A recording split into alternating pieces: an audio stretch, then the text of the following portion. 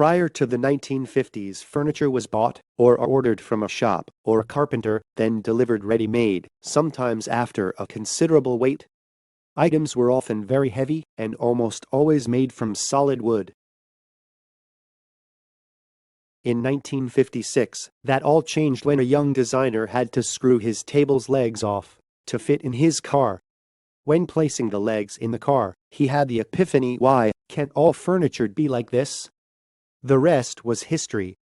The fact he was employed by IKEA made the process very easy for him and them. This story is about Gillis Lundgren, a Swedish furniture designer and the fourth employee of IKEA. The commercialization history of flat-pack furniture began with this curious question: why can't all furniture be like this? Don't forget that curious questions are the beginning of creation.